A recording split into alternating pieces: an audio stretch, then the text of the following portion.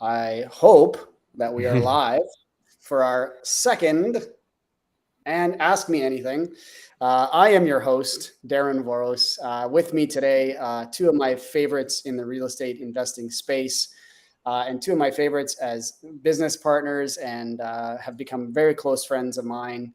Two people that I really enjoy spending time with and talking to about all things life and business and everything else.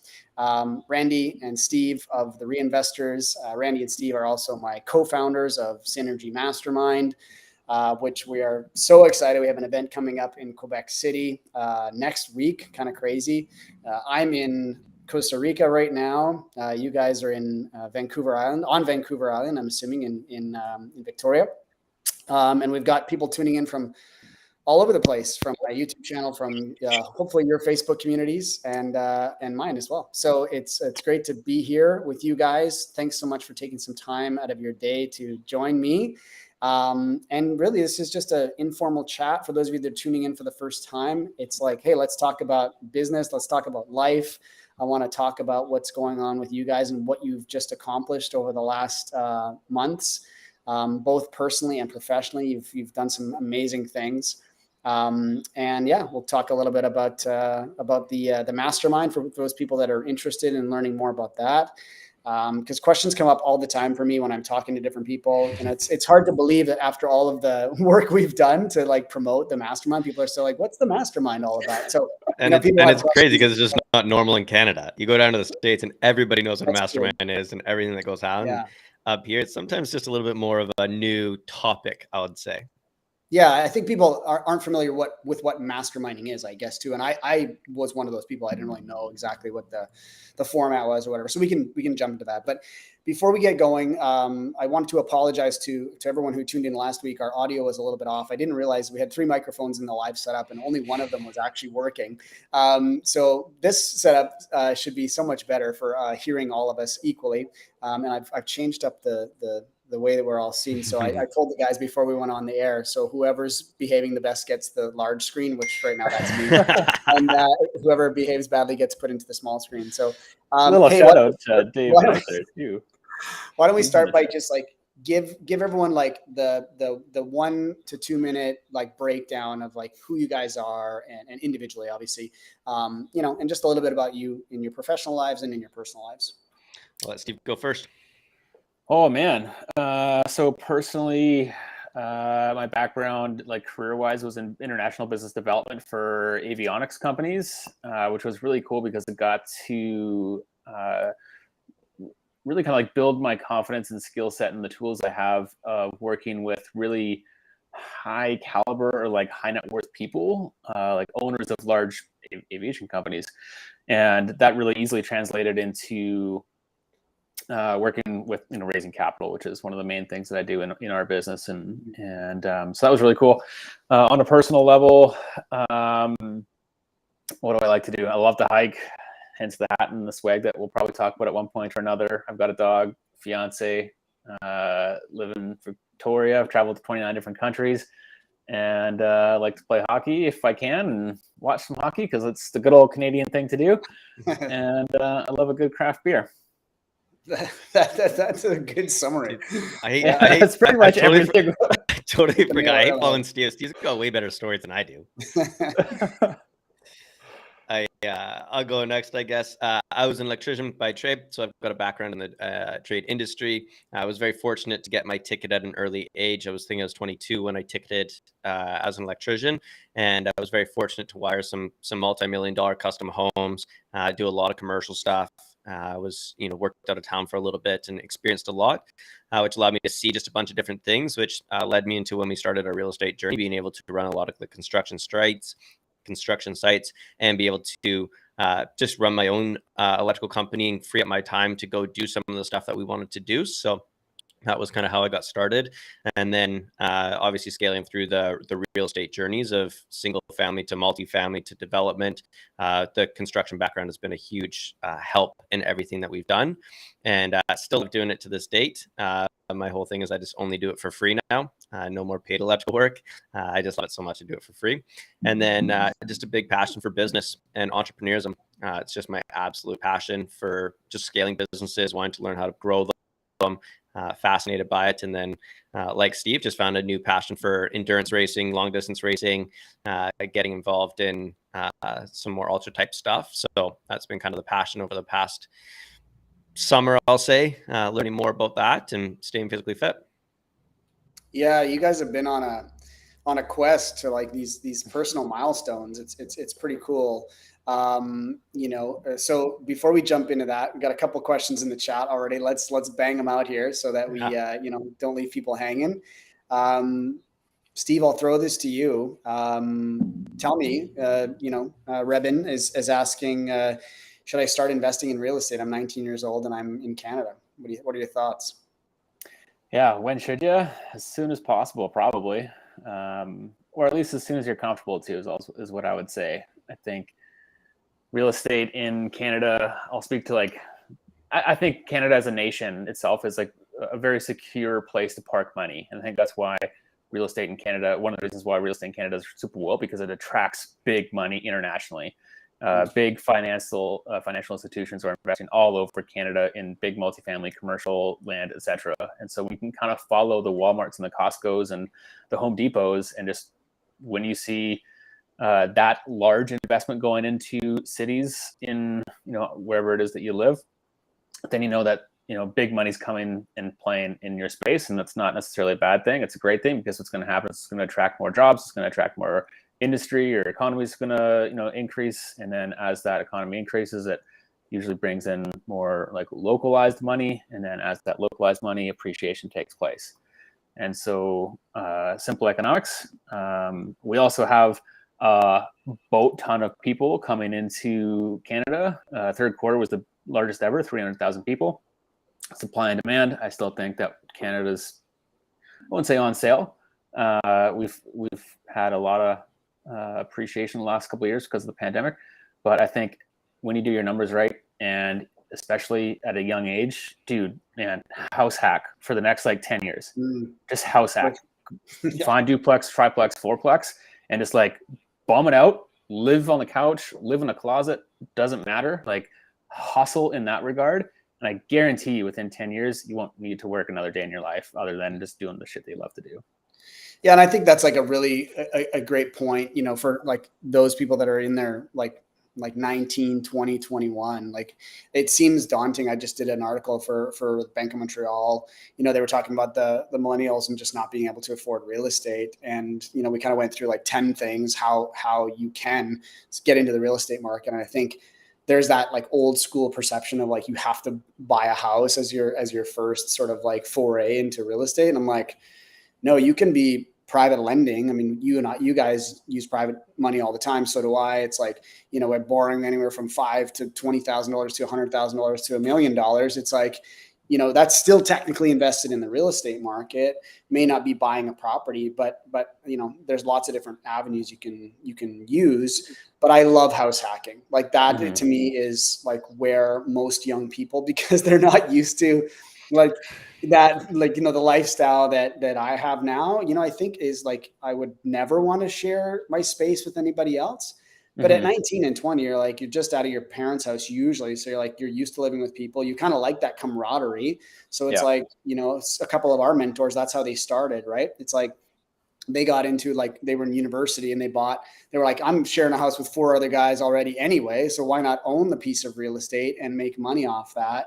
And that's what I'm trying to push my nephews into. They're 19, 20, 21. I'm guys, just buy a piece of real estate. The sooner you get in and the longer you hold it, the better off you're going to be. And I started when I was 25. I don't know what age you guys started. Randy, you were young. 24. Steve, you're young. You're what time did you 24 and 25. Yeah. So it's there's just so many more years, right? And I think that's there's a huge advantage. And let's be honest, you can make a couple of mistakes, right? At 19 and 20. and they won't be catastrophic. Like you still have so many working years, right? People get into real estate investing when they're like 60 and they make one mistake, their like entire life savings could potentially be wiped out, right? So I think that people that are getting started young, they just have this huge advantage. You know, and I think that it's nice. It's nice when people are young and they're fired up about it. And I think it's a really cool thing. Randy, I'll throw to you because you know Robinson Smith very well. You guys have, you know, you're friends, you hang out with him. You know, what about the Smith maneuver in 2022, 2023? What are your thoughts?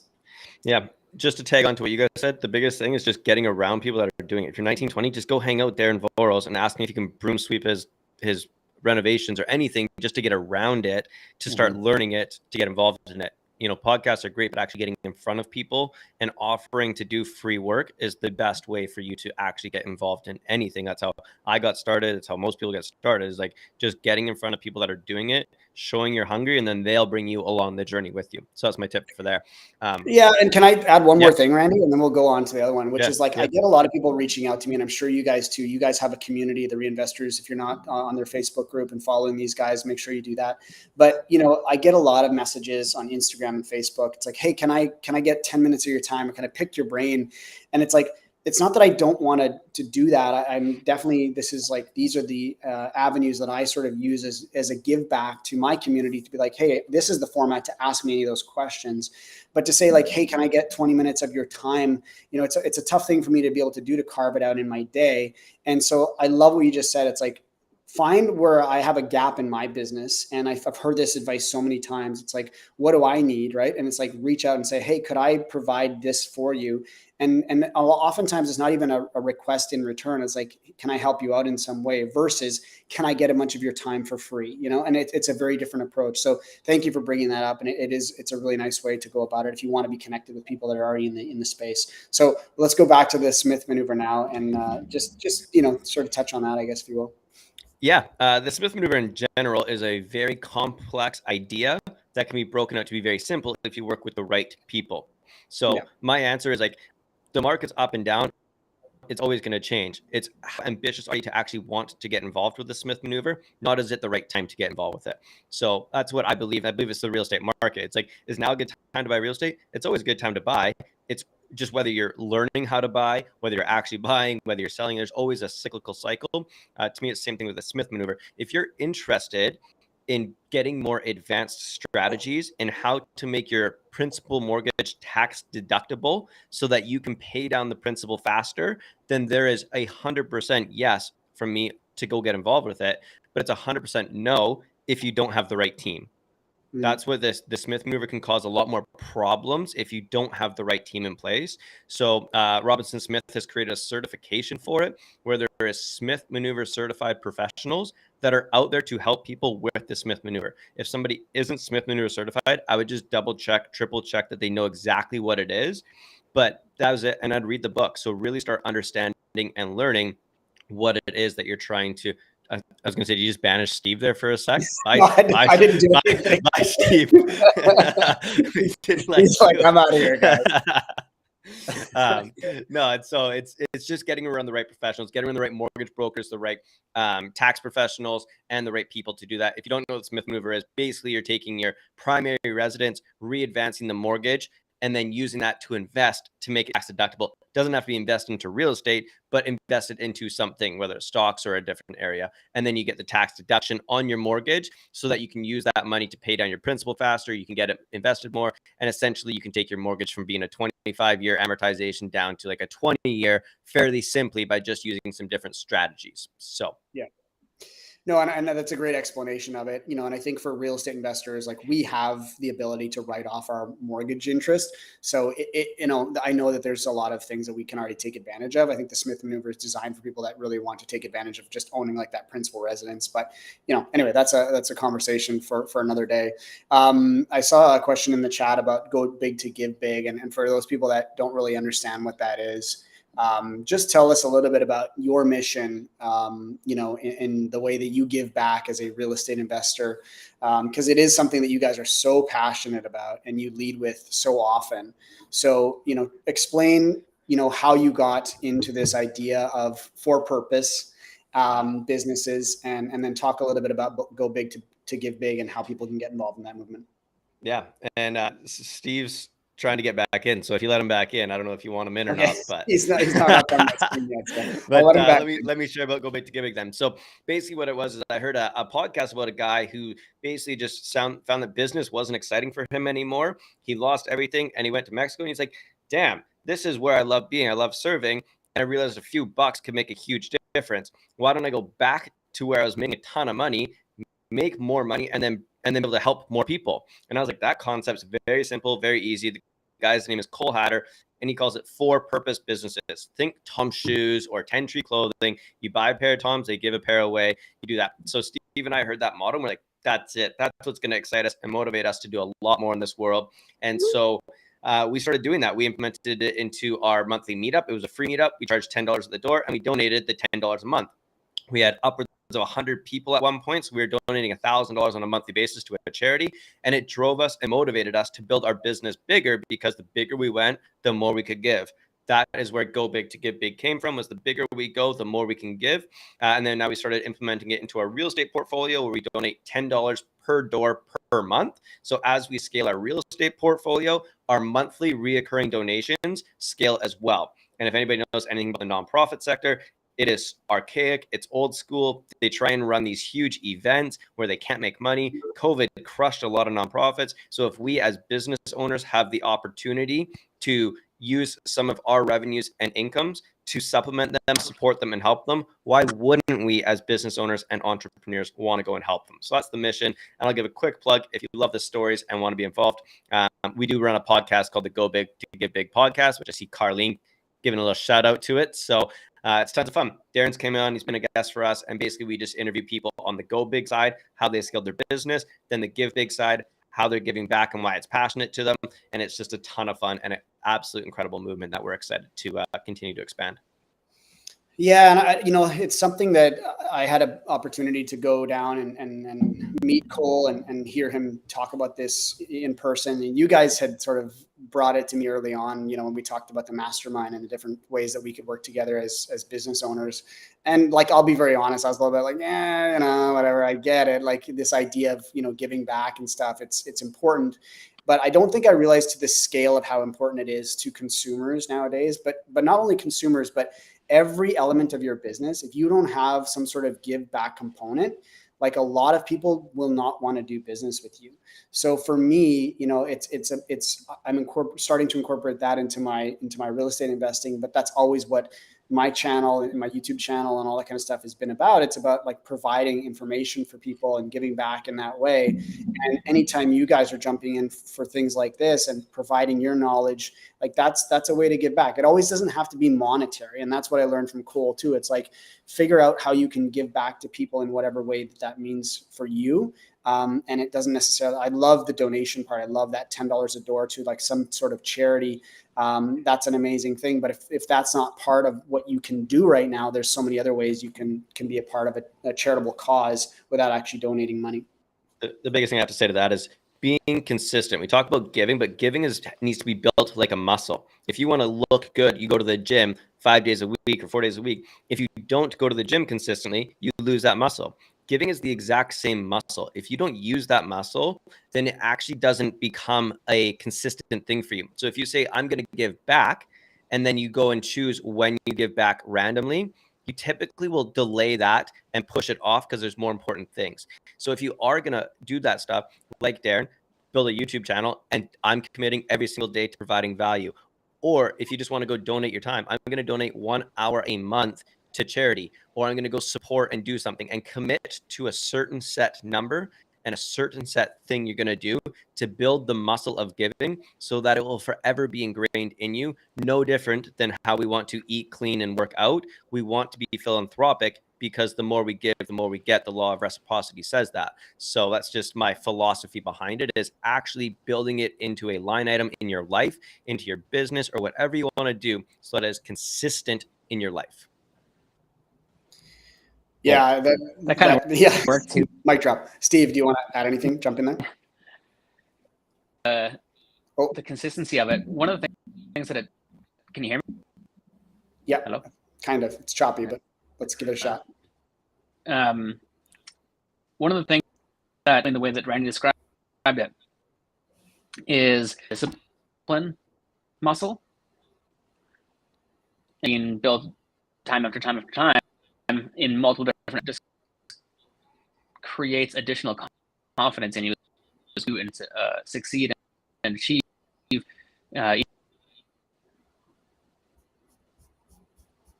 Steve, you're breaking up a little bit on my side. Is it the same for you, Randy? Very choppy. Sound like an audio issue. Yeah, it's okay. We'll try to get that fixed up. Steve, I'm not sure what's going on, but maybe it's oh, you have headphones in. All right, we'll give it a shot. No problem. We'll figure this out. It's a minor technical that will get worked out. Is that any better? Oh yeah. Try it again, Steve. No better. It's a little delayed, but the audio seems better. Try it again. When you add that level of consistency into it, like whether it's a YouTube channel a week or a month, or like going to the beach and help clean up the beach once a month, or whatever that may be, it builds that, able to build that discipline muscle time after time in multiple different aspects of your life. You're able to like build as well, and your self-esteem goes up. And when your self-esteem goes up and that confidence rises, then you're able to do way more. And when you're able to believe in yourself way more, you're able to take a little bit more calculated risks. And when you're able to like achieve a little bit bigger and better things, all from just that on a regular basis to build that discipline muscle. For sure. Yeah, and I think that's something that I've been definitely trying to do a little more of is, create some consistency around, my habits, my morning habits, my, physical habits, my eating habits, all of that stuff I think is going to help you. It's going to lend to your business in the way that you are able to produce, right? If we're not feeling great about what we're doing in our personal lives, or if we're not feeling great physically, it's going to translate into everything else that we're doing, which leads me into what you guys just sort of like went through, and you did this together. I would love to hear more about it, because I know the basics of what you did, but maybe Randy, just explain a little bit about, what you guys took on recently and how it all came about. Yeah. One of the things that Steve and I realized a little while ago, more so like I internalized, realized, and brought to Steve, was like, I just wasn't feeling mentally strong. Coming out of COVID, I felt pretty good, but I was starting to get a little bit complacent. The market was changing a lot. Some of our developments weren't going, skyrocketing like we had planned. And there's some other changes. And it was like, one thing I follow is some of the influencers I follow is 90% of them use fitness to stay mentally sharp. They're out doing big runs, they're either working out really hard, they're up early, they're doing things. And I was like, Steve, there's this crazy challenge. It's called 29029. It's hiking for 29,000 feet. Basically, you're hiking. We did it in Whistler here in BC, but it's all over North America. 8 trips up to meet 29,000 feet. It's rough. It's a 36-hour event. So you have 36 hours to complete it. And do you want to join? Steve was like, hell no, that sounds silly. And then after I explained it to him a few more times and poked and prodded him, he messaged me and said, hey, there's actually 2 tickets still available. Do you want to go? And so what it did was it just built a mental muscle for us to allow us to be able to excel more in business. So as we're training, we're having to train in the middle of summer. So we're running in summer, like super heat. We're hiking up mountains for, 2-3 hours training. We're having to just train your body to work longer. We're having to eat different. We're having to eat cleaner. We stopped drinking, and we got rid of a lot of the habits that tend to cause you to, maybe be not as disciplined in your business. Then we got to the event, and it was just this crazy crowd of crazy people. It wasn't the fittest people. It was just the most determined, excited people I've ever seen. Like, all these people wanted to just like hike a mountain. Like, who wants to do that? 36 hours straight of hiking a mountain? Crazy people. And that's who we got surrounded with. And it was a lot of fun. We hiked for, I think I did it in 21 hours. Steve did it he did it in basically 21 hours. He just slept for a little bit in the evening to finish in the morning. And it was one of the best mental games I think I could have ever gone through, to be sharp, and clear on my business after.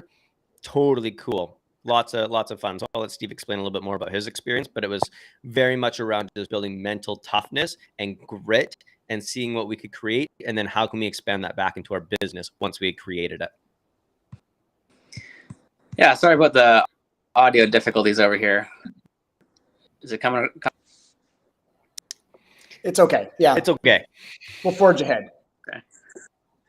I think with 29029, it was definitely challenges that we saw in our life that was probably one of the hardest things that we we're going to have to do.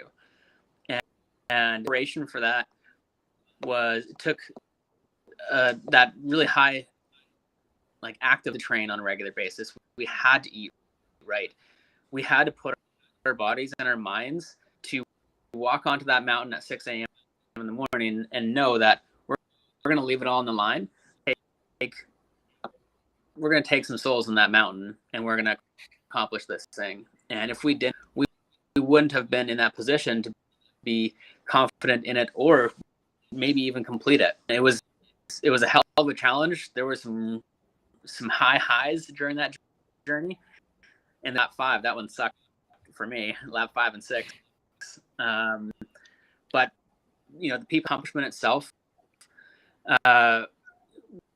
is really, really rad. Randy and I both talked about this afterwards, where we struggled with the acceptance of the accomplishment of the challenge. And it was almost like imposter syndrome, where we give ourselves like enough credit for what we just accomplished, and we felt worthy of like celebrating it to the extent that we probably should. And I think that's probably, we were, I don't know, some of the first people to finish, and more fill. And we saw people on the hill who knew they weren't going to complete the challenge, but still, and just like grinded for 36 hours straight. And I think that was almost what celebrated them more than we celebrated our own accomplishment. And so we struggled with reflection and some chatting about it and stuff. We were able to a little bit more and acknowledge it, celebrate ourselves. And one of the for me was just that recognition and that reminder that we need to celebrate some of the smaller mission, to like give ourselves a pat on the back, because so many times we can be every day and to be able to like switch that around to be, just helps you go so much further. For sure. Tell me about some of the physical things that you experienced, like during, so 36 hours straight. That's what the challenge was. 36 hours. 36 hours to complete. 36 hours to complete. Did you say 8 rounds of 8 laps? And for context, Steve and I were pretty high, and we were about 2 hours a lap was kind of like our average, I'll say, on our first few laps. And when we're feeling good, about 2 hours lap, straight up. So, 8 laps. You hike up Whistler, and then you took the gondola down. So you hike up and you gondola down, and you do that. The gondola runs for 36 hours, and your job is just complete 8 laps in 36 hours. That's literally the challenge. As simple as that. And so let's go. So eating, like, you obviously, you didn't sleep. You got to use the bathroom at some point. Like, how did it all work? Like, I'm so curious and scared at the same time. It was pretty well structured. Like, the event itself was really well run, and like on the hill itself, like base station with a bunch of food, washrooms, that kind of stuff, hydration. So every time you completed a lap, you take not an engraver, like something like etch the logo into like your name, so you get to see where everybody's at. Stations on the way up, they've got like snacks, hydration, and then there's the summit, which has like the restaurant, has like it's got recovery rooms, so they had like 24/7 like RMTs. It's really well produced. But yeah, the mission was like Randy's mission anyways. My intention out of it from day one was just go and have a blast and complete the thing and first day, and then take a nap, and then go finish in the morning. Randy was stupid enough to go and do it all straight. But yeah, it was wild. I saw your photos, Randy, of like you crossing the line and just like, I mean, I've never seen you in that physical state before. I mean, were you feeling like you looked? Oh fuck yeah! So it's like you gotta think. Like I burned 12,000 calories that day, straight through. Like that's what my Whoop track was, 12,000 calories. I didn't put 12,000 calories in me, and so the first 5 laps were not that bad. You stop for a little bit of lunch, stop for a little bit of dinner. You're eating on the way. You're excited. You're hanging out with awesome people. You're very motivated. The challenge for me was that like 11 o'clock when Steve stepped out and other people were starting to fade, and I just was there to leave it all on the mountain and hike through the night. And so I did the final 2 laps by myself in the middle of the night. So from basically 11 to 1 and then 1 to 3 by myself, 2 hours, middle of the night, no music, just you in the mountain, and you're exhausted and you're drained. And so coming up at 3:40 or 3:50 in the morning and completing was one of the most like rewarding moments, but also one of the most challenging moments. Like I had nothing left. Like literally my fiance was there, like literally holding me up to get me through. But physically, one of the biggest things they taught us was to don't give your pain a voice.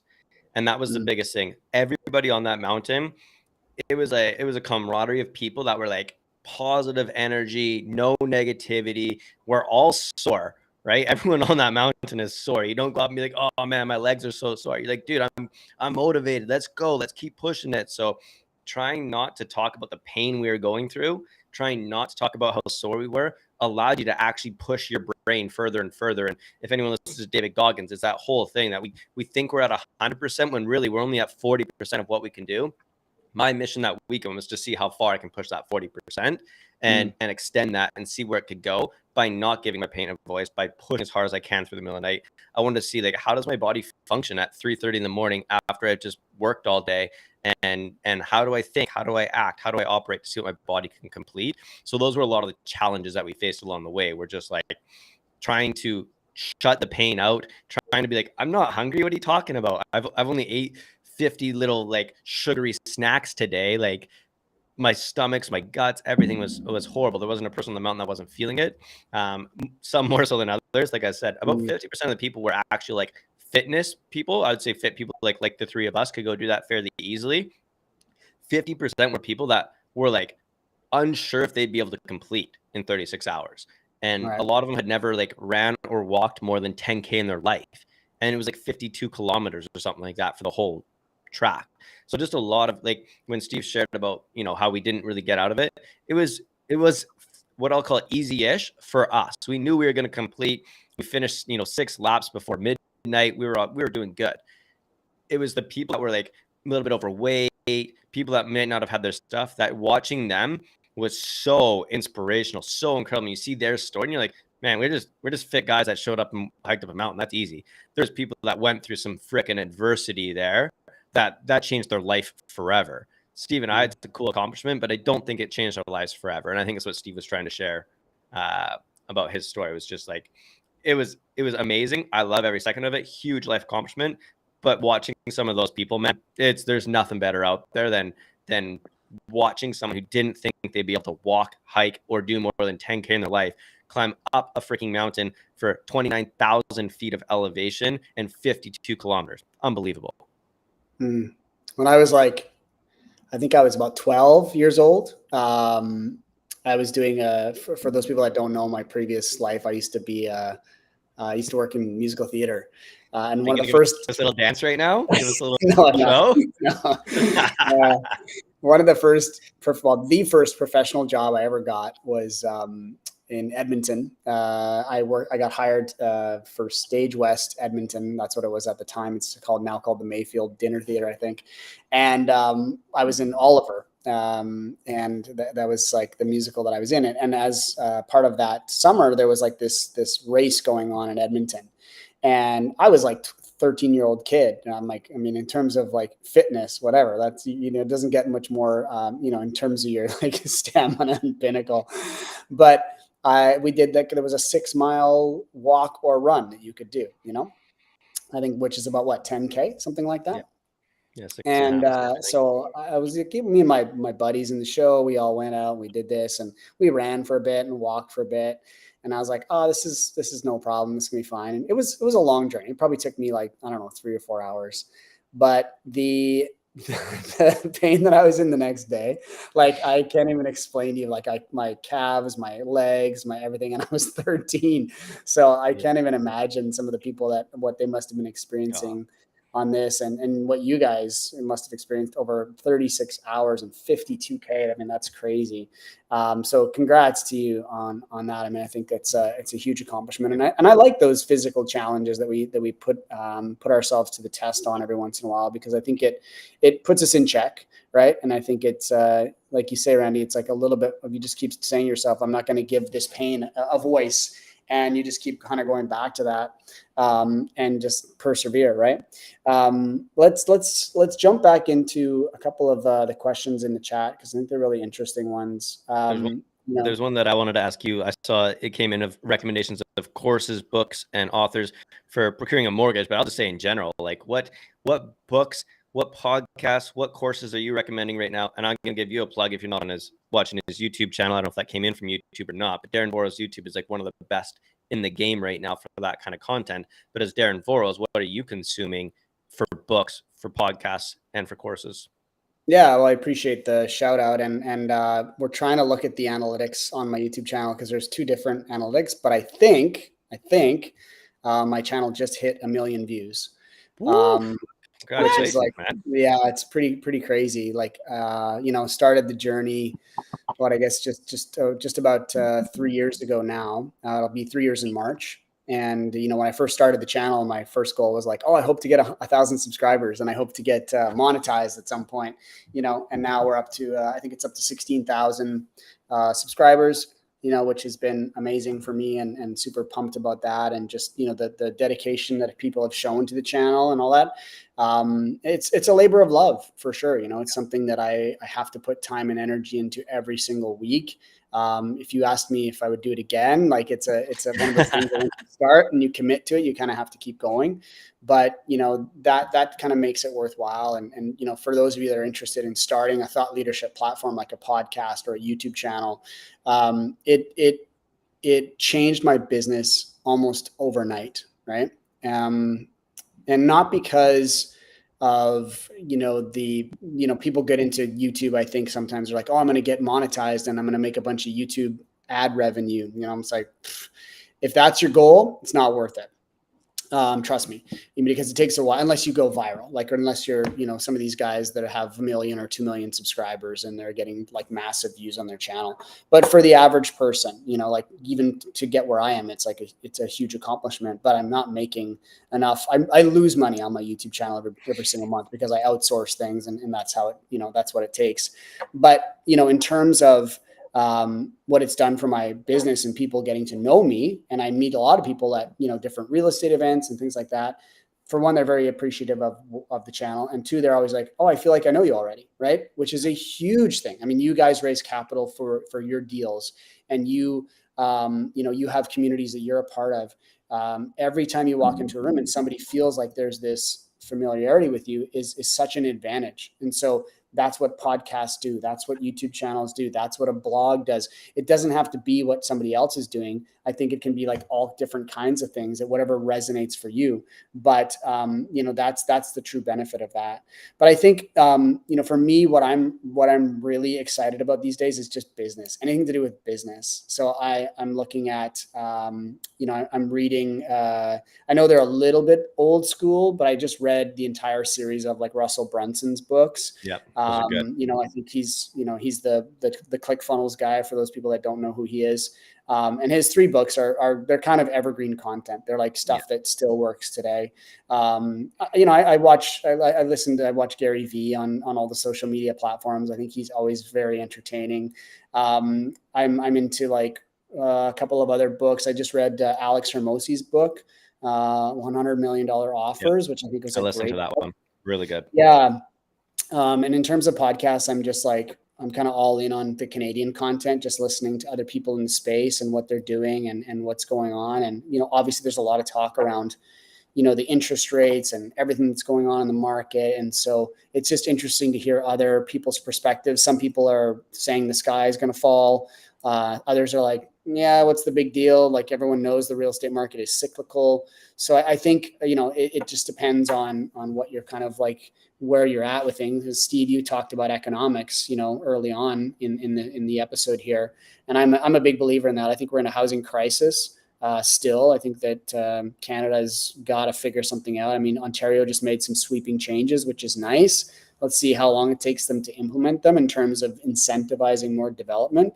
Because that's the problem. The problem is not the interest rates. The problem is not that the real estate values. The problem is supply. When you choke the supply, obviously the demand stays where it is, and that's why real estate prices are what they're at. So, a little plug for Synergy there is we just had that whole conversation inside of our chat in Synergy of like, we're on a housing supply is still going down. Like, we need more houses, but the interest rates are rising and costs are going down. So when you combine all of those different angles and graphs, you're like, nobody knows what's going on, because technically we should be going down, but we still need to build a ton of more houses to get it to come back up. Construction costs are still bobbing and weaving, and everything's kind of going left and right. And it's just this weird map. And everyone inside of our mastermind was like, yeah, everyone's kind of got a different opinion. We know we need to build houses, but there's no money to make in houses building them right now. So what do you do? Like, it's kind of a weird economy to be in. I know Steve's an expert in that space, but yeah, I mean, the mastermind. That's why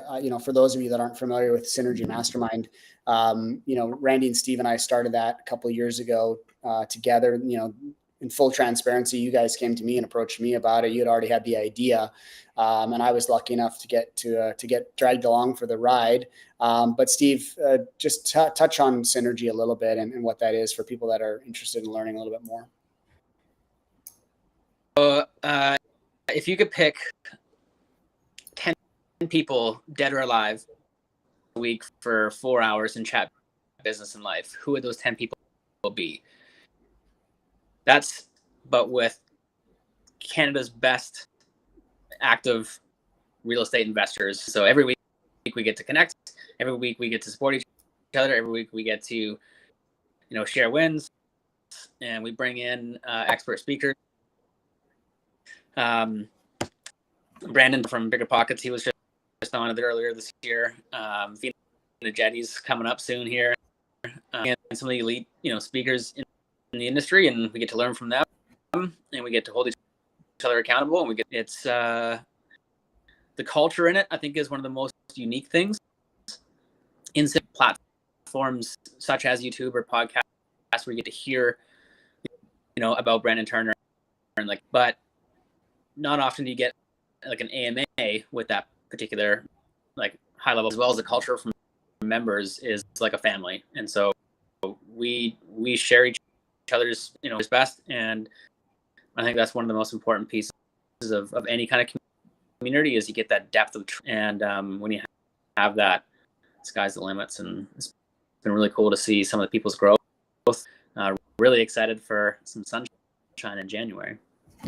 One of the things we talked about inside of Synergy just this morning a little bit with Darren beforehand was just like the incredible partnerships that have came from it, the amount of people that didn't know each other that came together and are now doing business together. But I think one of the things is like the three of us are definitely leaders of it, but we are not the top tier. Like, there's people in there doing, looking at 500 unit deals. There's people doing 150 unit deals. There's people developing, hundreds of units, and it's just amazing for me just to watch, and you become an average of the 5 people you hang out with the most. And when I look at Synergy, I could take any 5 I want in there and put them in a room, and I would learn something, or I would grow, or I'd be inspired. And I think that's just one of the coolest things about in general. So when somebody asked earlier, like, how do you scale? How do you grow? How do you learn? I'm 19. And I said, get in some rooms, get in some people. Man, Steve and I paid to be in a lot of rooms that we couldn't afford to be in. But we are hanging out with 7, 8, 9-figure entrepreneurs to learn how to think like a 7-figure entrepreneur, how to think like an 8-figure entrepreneur. How do they operate? How do they act? There isn't a single person in there that's trying to think about how to make $1,000 on their next deal. They're trying to think of how they can make $100,000 on their next deal. And that's something that we've seen in Synergy. A lot of the people that came in that were like, yeah, I'm just trying to make $2,000 or $3,000 on this deal are now like, oh yeah, I need $200,000 or $300,000 fees in order for me to make the deal happen or feel work. And it's just absolutely incredible to watch people level up. And I think that only happens when you get surrounded with people like that. Even being on these calls, if you're on this live stream now, you're taking the steps. That one next further is getting in the room, because it is life changing. And I can attest, anyone in Synergy will share the same thing. Yeah, for sure. I know I had that realization a bunch of times in year one, just like having those conversations around some of the way that other people were doing business. Because my biggest struggle as an investor early on was cash, right? Because I think there's this perception around real estate investing where we go and we buy a property and we convert it to a duplex, and then we rent it out and we make cash flow. And all we need to do is repeat that process 100 times and we'd have enough money to retire and move to Costa Rica, right? But it's like, do you know how much capital it takes and how long it takes? Like, so you have to kind of like figure out a different way to do it. And I think that's when I started looking at development and things like that. It's like, well, how do the developers do it? How do they make money? Because they're not waiting for 5 years to build something to make cash. And they're definitely not, going to sell a project 3 years down the line, 5 years down the line, and wait for that payout. So it was like learning those different things of like, where can we collect, transactional fees? Where can I, as my business, basically charge dollars to the project? So like, and now I collect a salary from my development company that charges fees to the transactions of the projects that I'm working on. And it all makes sense because there's enough money in those deals and there's enough meat on the bone that we can do that, right? So I can pay myself a salary and I can have an assistant and I can have a staff and I can do all that kind of stuff. But if you don't know, and you really don't even know how to get to that next point, I think that's where, for me, being a part of a mastermind, being a part of a community of people that are operating at a bit more of an elite level, it's a game changer, right? And I think that a lot of people will look at the cost of things, of masterminds and different groups, education programs, and say like, oh, it's a lot of money. That's the consumer mindset, right? That's like, oh, this costs money. No, it's not a cost, it's an investment.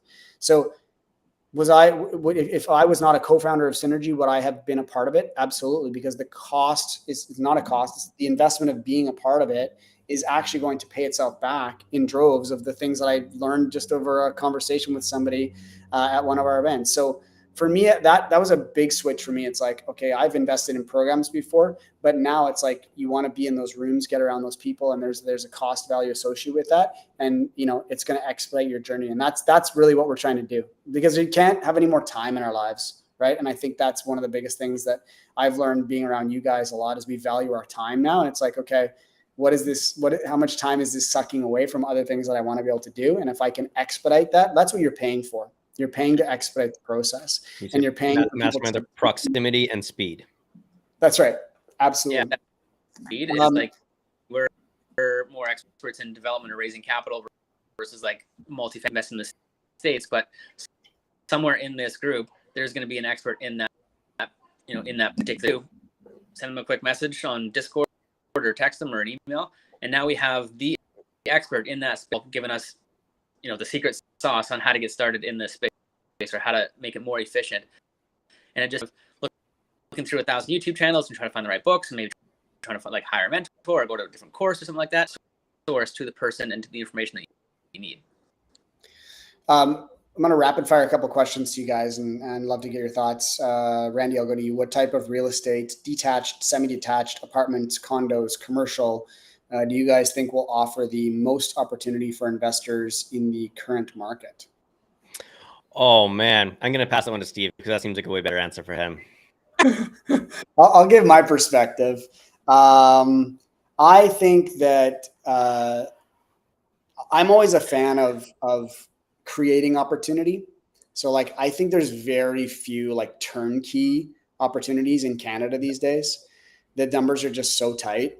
So I think that really the only way to be successful as an investor is to create opportunity. So that could be like, okay, if you want to go like detached home, unless you're buying the land at a discount and building, then maybe buying a turnkey detached property. I don't know. I don't see it as a way to create, wealth. If you're just buying up a bunch of properties over a long period of time, that's a great way to invest in real estate. But I think there's better and faster ways.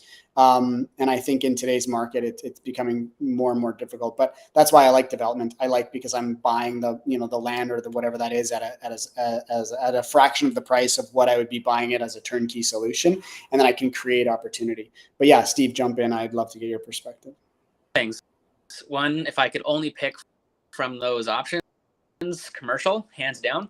And commercial, like commercial residential, like more than 6 units, or like straight up commercial? Because a lot of people would be like, commercial real estate, like you really are bullish on it?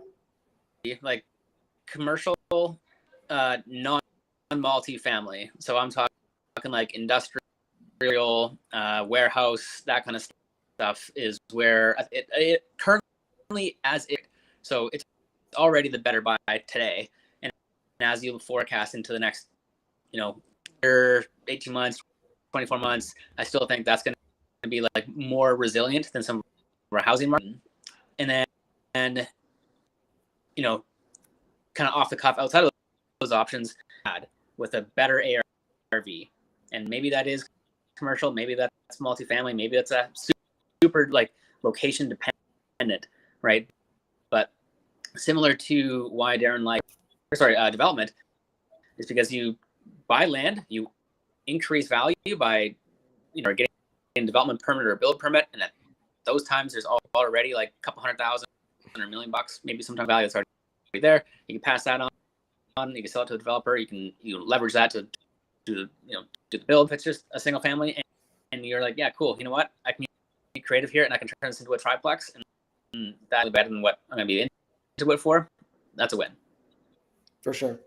Yeah. And I think that's where, you've got to be a little creative right now, for sure. And just really conservative. I would say, I think that there's, you need to have contingency on contingency. A lot of my students right now are running interest rates at like 7%. And I'm like, good. Yeah, that's, where they should be. And a couple of years ago, we would have been running interest rates at 3 or 4%, but the market has changed, right? So which is crazy, because you can almost get a private mortgage at this point. And so we're actually seeing, I've had more people reach out to me about getting private first at 10, 11%, because why go through the bank and pay 6.5, 7 right now and have to go through all that problems, or you just go get it first and solve the problem. With better terms. We have I have private loans out right now, like at 9.5% in first position. That's not far off of what the banks are offering, right? So it's kind of crazy how quickly that has shifted. But that is there is definitely reason for underwriting the way that we do in a conservative manner, because that can make or break what's going on, for sure. Somebody asked a question, Mai asked a question, love some advice for coming across multifamily listings because they're almost impossible to find. I'm still looking for my first time home, so I'm hoping to live in one of the units. So I think, and this May or Mai, I'm not sure how you pronounce your name, but I think this is kind of goes back to what we were talking about earlier, where it's like these deals are not on the market, right? Like you have to find the ability to create them. Multifamily is like a bit of a different animal, but even there, like if you guys would probably back me up on this. If a multifamily property hits the MLS, it's not a good deal. Maybe not in today's think market. Differently of how to operate that building. But if you're thinking mainstream, 90% of the investors, probably not a good deal unless you can get creative and value add yourself. Like you're the contractor and you can take your work and make it, 40% cheaper. Or if you have the ability to go in there and muscle some people out and renovate your way through it, like you have to see something differently than what you have to see it differently than what me, Steve, Darren are seeing in order for it to be valuable to go to market. Yeah. And I think like a lot of multifamily, commercial residential agents, they don't put their stuff on out to the market. They don't have to, right? So I go to a commercial agent and I say, I'm interested in buying a multifamily property. and I want to look for an apartment building, right? And they'll go out and they'll scrape their network and say, well, I've got a buyer, and then they'll find a seller and they'll match those two people up. That property never hits the open market because it doesn't need to, and the agent gets to double end that sale. And so that's what I always explain to my students. I'm like, you have to build those relationships first, because that's where those deals are going to come from. You're not going to find them on the MLS, and you're definitely not going to find them, for the most part, through a residential agent, right? They're not going to like scour the MLS and find you a 50-unit building, because that's not who has those listings, right? Even in Synergy, we have 2 or 3 commercial brokers that are like, hey guys, I've got this deal coming up. Anybody want it? And there's like 5 or 6 messages like, yeah, send me the details. And we see all that before it goes to MLS. So that's just one group that is of probably 4 or 5 that they're pitching it to. So it's hard to get there. If I can say one thing, if it's your first multi, it's nerve-wracking and it's scary, and you have to just start going into it with the expectation that you're going to put a ton of work into it and have it fail. Don't go in expecting like, I'm going to buy this one or finding the perfect property. You have to learn how to underwrite a deal. You have to learn how to go get financing. You have to go learn how to speak to a broker. So going into the deals expecting it to fail, but knowing that you're going to get a learning experience out of it. I don't know how many deals, I don't know about you, Darren, but Steve and I, when we first started, we probably, like, I flew to Kelowna, which is, a 2-hour flight, to go look at 3 or 4 multis with zero expectation I was actually going to buy them. But I learned so much about I didn't know what to look for in a common area. I didn't know to look at boilers. I didn't know how to look at that. And as I talked to the brokers, I learned, and it was at my expense and my time, and knowing I might look like an idiot, but I learned so much. So if it's your first time, you have to get on the ground. You have to go look at them. You have to underwrite them, but don't fake the numbers to make it so that you can buy it. Run them real. Talk to guys like Darren and Steve and say, hey, this is my underwriting. This is how I want to do it. This is my philosophy. What would you change? Don't just say, hey, is this a deal? Come with your ideas, your concepts, what you plan to do, how you plan to do it. And there's a lot of people out there that'll support you. But that's my biggest thing. You got to get on the ground. You got to look at the properties, because if you don't, man, you'll just be looking at deals online forever trying to understand what it is. Yeah, and it's funny because you mentioned that. Go ahead, Steve. Yeah. Just this question, like I think the question is more so around like a small multi, like a full live in one suite and then rent out the other ones. I still think that you can find the market in a type of manner, and maybe you won't, live for free, but maybe here I rent a 1-bedroom for $1,850. I could probably go find a 4-plex or something like $1,850, but I'm owning an asset that I know in 2 or 3 or out of to like go and live in the next place, and at that time the property is going to cash flow. So if you're younger, I think you can still find a deal like on MLS working with like your average realtor, but just double down on what Darren said. You have to network. You have to find that right person. You have to be in those groups. You got to go where the dealers are going to go. Yeah, no, it's a great point. And I think that's, like I say, that it's why I've like recreated my education program for like the 4 real estate personas, because I think that this is one of those personas that exists a lot in the marketplace. And that is like, I think there's 4 different kinds, and feel free to disagree with me, but it's like, first of all, there's people that have time, right? But they don't have money, right? I call them the hustlers. They're the people that are going to go out and they're going to like wholesale deals. They're going to raise capital. They're going to do all that kind of stuff. Then there's people that have no time, but they have money, right? So I call those people the lenders, and they should not be focusing on like multifamily and all this. They don't have time. They have like jobs, they have kids, they have commitments. They have like 5 hours a week to dedicate to real estate investing, right?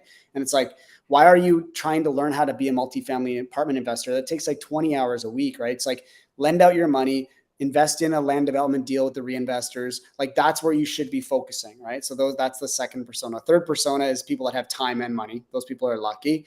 Now you can start to do development. You can buy multifamily. You can do all different kinds of things. You can flip properties. You can use the BRRRR strategy. And the last one is the analyzer, right?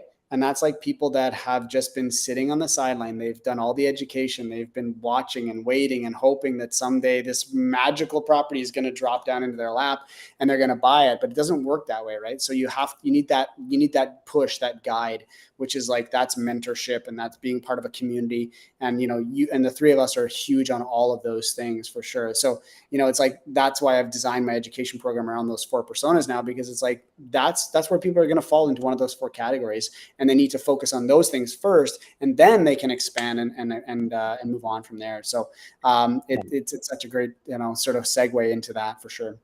I have a hard stop right now. So I no just want to problem. say, you guys can keep going, yeah. but this is why you guys need to follow Darren Vorlow's content, because he freaking cares, man. He went out of his way to go find the people, create the content. He's been there. He's done it. Like he's has the experience. He knows what they are. He's been in the education space, and now he's curating his content further and further and further to be better and better and better every time. So I just want to give you a plug, dude, because that is why people need to follow you. So one last thought. What are you excited about that's coming up in the next month? Mastermind is really exciting for me, and the podcast. We got some incredible guests coming down the pipeline. It's going to be phenomenal. So little plug there, but that's the exciting things right now, getting to interview some incredible humans. So thank you guys. I'll chat with you all in a little while. Thanks for everyone that tuned in. Thanks, Steve. Say thanks, Randy. And Steve, what are you most excited about over the next month? Definitely the Synergy Mastermind. Like, I'm an extrovert. I love to connect with people, especially on a higher level kind of conversation. I've tweaked my routine a little bit to flex that discipline muscle. And my new challenge is I've customed with my personal trainer a stretch and small little workout to kind of fit my body style and some of the things that I need to focus on. I've committed myself to 100 days of doing this first thing in the morning. Rebecca gets to pick the punishment, whether that be like cleaning the bathroom or making her dinner or an early rainy day. And so that I'm kind of looking forward to, just as well as just healthy lifestyle. Awesome. Well, thank you guys for jumping on. I really appreciate this. It's always great to chat with you and Randy, and just talk about business and life and everything else. So again, if people aren't following you guys, check out the Reinvestors. You guys have a great Facebook community, and all of your developments that you're working on. It's great to see you guys grow in your business, and I know that you're very open to connecting with people and talking with them. So hit Steve and Randy up on their social media stuff. And as always, if you have questions for me, find me on my different social platforms and reach out to me. So thanks everybody for tuning in to the Ask Me Anything live session. My next session is going to be 2 weeks from now, because next Friday I am in Quebec City for our Synergy Mastermind. So my next live Ask Me Anything will be at 12 p.m. Eastern Standard Time on November 18th. I look forward to seeing you all there. Thanks again for tuning in, and we'll see you all soon. Thanks, everybody. Have a good day.